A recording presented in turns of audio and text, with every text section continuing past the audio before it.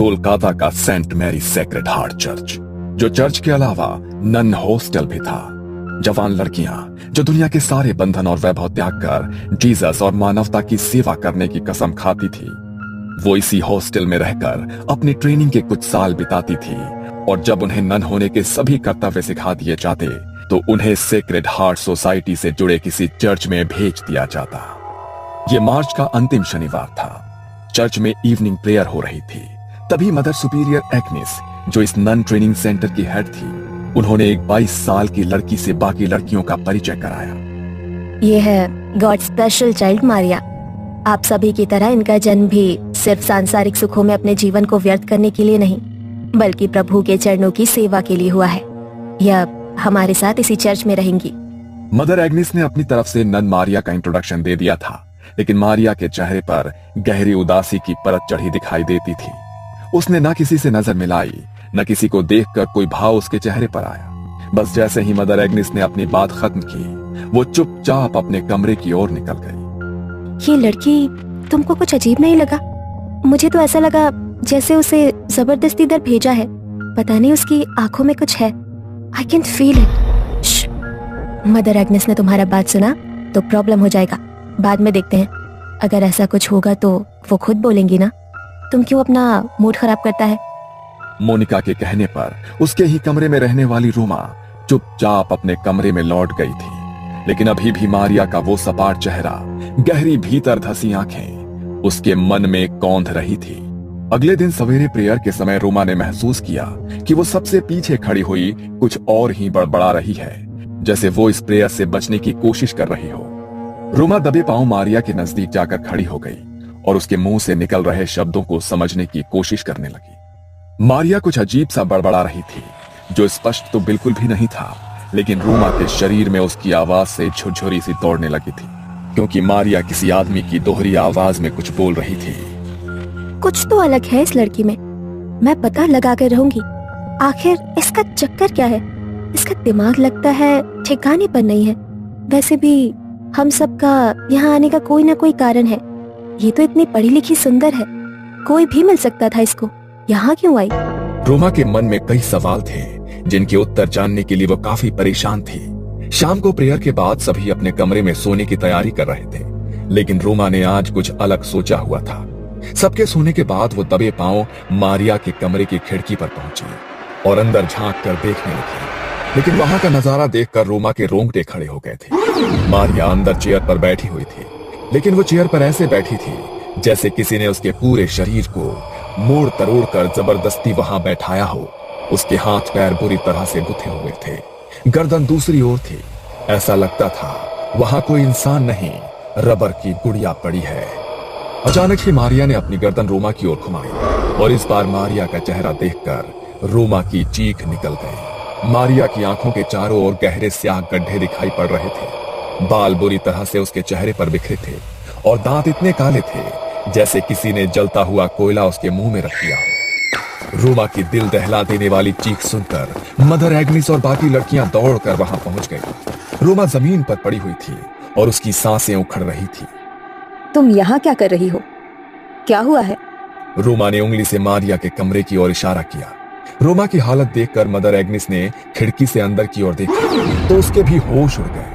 ओ Jesus, ये क्या है? मैं देखती हूँ, तुम लोग इधर ही रहना। मदर एग्नेस क्रॉस को हाथ में लेकर मारिया की ओर कदम बढ़ाती है तो मारिया अपनी कुर्सी से कूदकर नीचे जमीन पर आ जाती है और किसी जंगली जानवर की तरह गुर्राते हुए मदर एग्नेस को एक टक घूरने लगती है। एग्नेस धीरे धीरे क्रॉस को अपने हाथ में पकड़े मारिया की ओर बढ़ रही थी। तभी अचानक उनके हाथ से क्रॉस छूटकर नीचे गिर पड़ता है। अगले ही पल मारिया की आंखों की पुतली काली हो जाती है। उसकी उंगलियां कड़कड़ की आवाज के साथ पीछे घूम जाती है और मारिया किसी जानवर की तरह एग्नेस के ऊपर छलांग लगाकर उसके हाथ का मांस चबा डालती है। वो किसी शैतान की तरह मदर एग्नेस का मांस अपने मुंह में दबाए वहां खड़ी हुई थी और मदर एग्नेस दर्द से बेहाल हो रही थी। हमला करने के बाद मारिया वापस जाकर उसी कुर्सी पर बैठ जाती है और अजीब सी आवाज में कुछ बड़बड़ाने लगती है।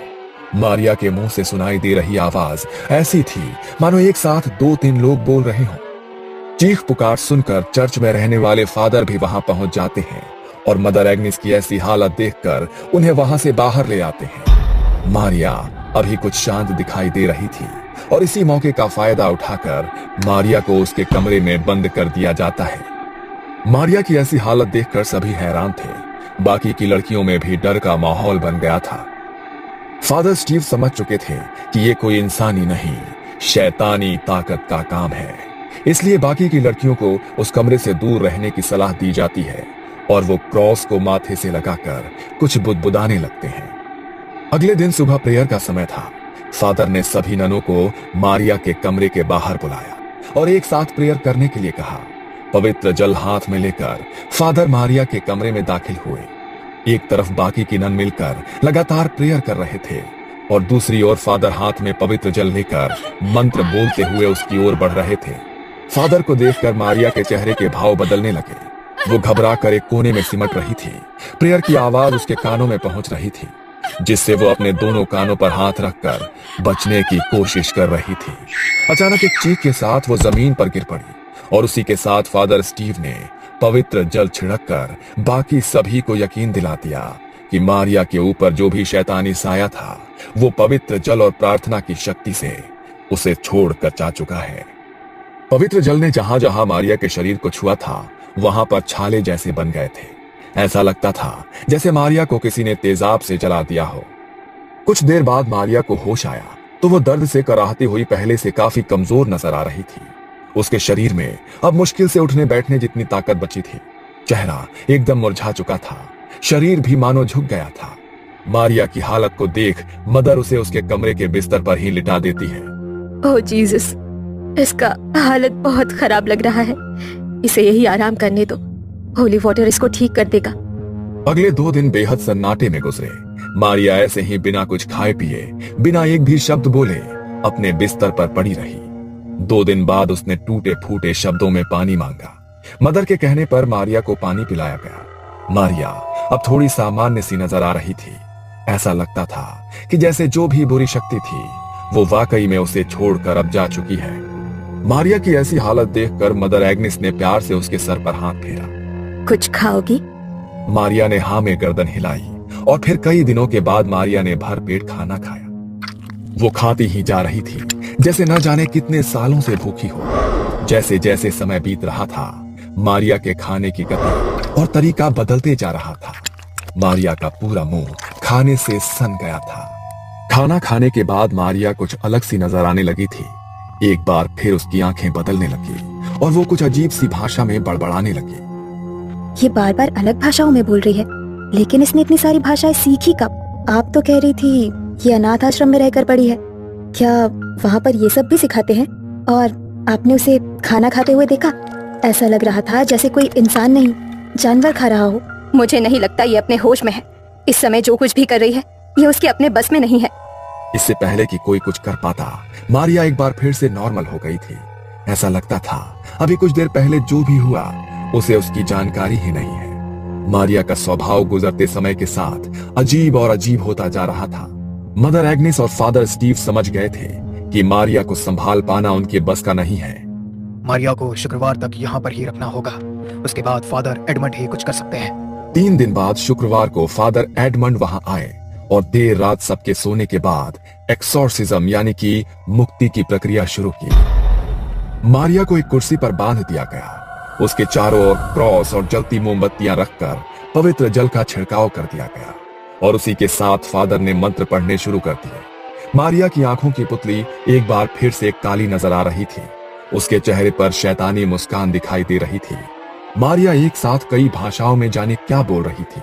कभी उसके मुंह से नन्हे बच्चे की आवाज सुनाई देती तो कभी किसी आदमी की कड़कती आवाज कानों में पड़ती। जैसे जैसे फादर मंत्र पढ़ते जा रहे थे मारिया अब गुस्से में दिखाई देने लगी थी।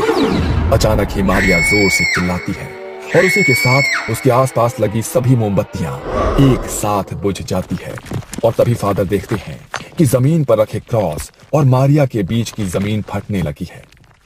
मारिया बुरी तरह से चीख रही थी। उसकी चीख की तेज आवाज किसी के भी बर्दाश्त से बाहर होती जा रही थी। अचानक ही मारिया का शरीर बुरी तरह से अकड़ने लगता है और उसी के साथ मदर एग्निस की आंखों का रंग भी गहरा काला पड़ जाता है। मुझे छोड़ दो, मैं बताती हूँ, सब बताती हूँ। ये सब 1 साल पहले शुरू हुआ था। मारिया एक नन कभी बनना ही नहीं चाहती थी। वो तो शादी करके अपना हैप्पी लाइफ स्टार्ट करना चाहती थी। ये हर संडे को सिटी चर्च में आकर प्रेयर में अपनी आवाज में गाने गाकर सुनाती थी। मारिया जैसी सुंदर और खुशमिजाज लड़की को देखकर उस चर्च के यंग फादर नील का दिल उस पर मचलने लगा। नील ये भूल गया था कि उसने चर्च के लिए अपना जीवन समर्पित करने की कसम ली है। धीरे धीरे दोनों के बीच बातें शुरू हुई और जवानी के आवेग में ये दोनों रिश्ते में आ गए।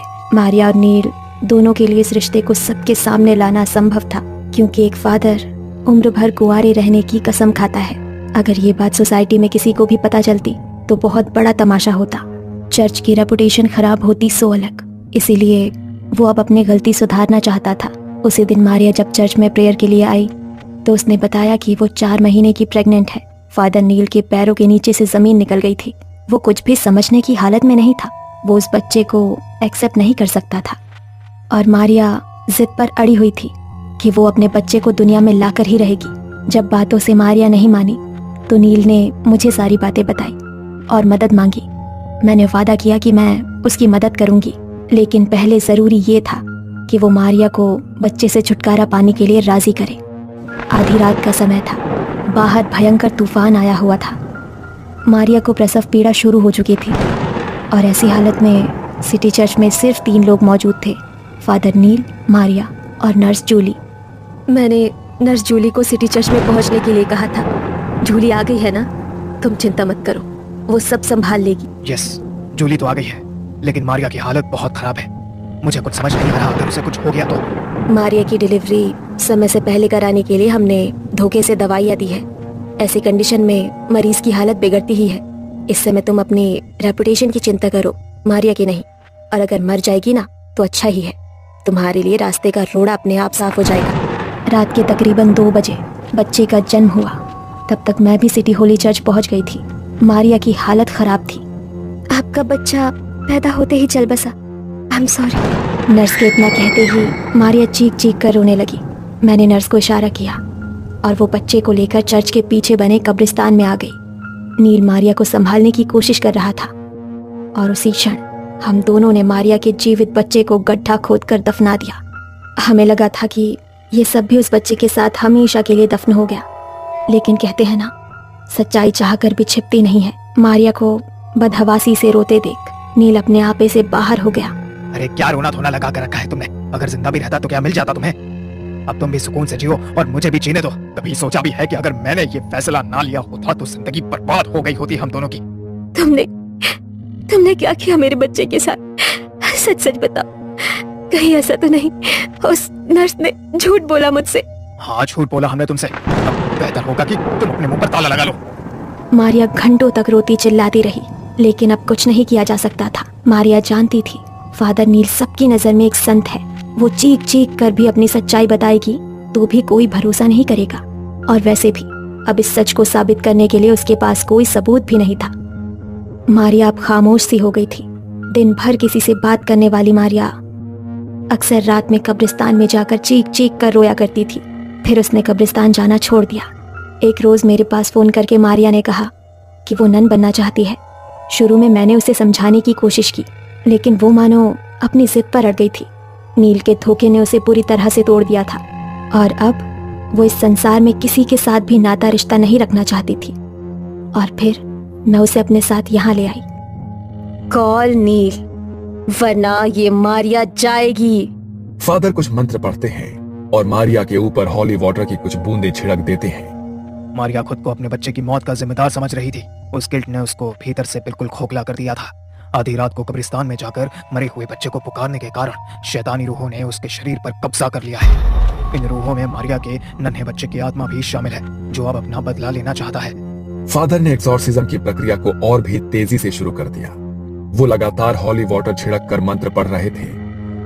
बंद करो, बंद करो। चीखते हुए मारिया ने खुद का हाथ उल्टी दिशा में घुमा दिया। मारिया के हाथ की हड्डी टूट गई थी और उसी के साथ मारिया की दिल दहला देने वाली चीख सुनकर सभी का दिल दहल उठता है। कॉल नील, फादर नील को बुलाने का इशारा करते हैं और कुछ ही देर में फादर नील वहां पहुंच जाते हैं। नील को वहां पर देखकर मारिया डरावनी तरीके से जोर जोर से हंसने लगती है।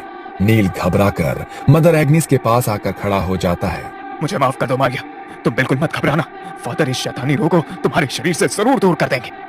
फादर लगातार हॉली वाटर छिड़ककर मारिया का एग्जॉर्सिज्म पूरा करने की कोशिश कर रहे थे। अचानक ही मारिया अपनी गर्दन ऊपर की ओर उठाती है और उसी के साथ मदर एग्निस और फादर नील का शरीर हवा में ऊपर उठने लगता है। बुझी हुई मोमबत्तियां एकाएक जल उठती है और उसमें से 2 मोमबत्ती जाकर मदर एग्निस और नील के कपड़ों को आग लगा देती है।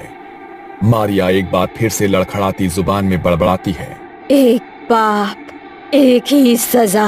नील और मदर एग्निस जमीन से इतनी ऊंचाई पर थे कि कोई चाहकर भी उनके शरीर से उठ रही आग की लपटों को बुझा नहीं सकता था। फादर के हाथों में पकड़ा हुआ हॉली वाटर उनके हाथ से छूटकर नीचे गिर पड़ता है और उसी के साथ मारिया की गर्दन एक ओर लटक जाती है। झुलसने के कारण मदर एग्निस और फादर नील की मौत हो गई थी और मारिया, उसकी टूटी सांसें अभी भी बाकी थी। मारिया को तुरंत अस्पताल ले जाया गया और वहां पर कुछ दिन बिताने के बाद वो स्वस्थ हो जाती है। यूं तो फादर एडमंड ने आज तक बहुत से एग्जॉर्सिज्म किए थे, लेकिन उनके चर्च में किया हुआ यह पहला एग्जॉर्सिज्म था जो किसी नन के ऊपर हुआ था और जिसमें 2-2 जान भी चली गई थी। सिटी हॉली चर्च और सेक्रेड हार्ट चर्च को इस घटना के बाद बंद कर दिया गया, लेकिन मारिया और फादर एडमंड के लिए ये एक बुरा सपना बन गया जो आज भी उन्हें रातों को सोने नहीं देता। ये कहानी आपको अच्छी लगी हो तो हमें सब्सक्राइब करें, हमारा इंस्टाग्राम और फेसबुक पेज जरूर फॉलो करें। अगर आपके पास ऐसी ही कोई कहानी हो तो हमें कमेंट बॉक्स में भेजें। हम कोशिश करेंगे कि अगली एनिमेटेड स्टोरी आपकी होगी।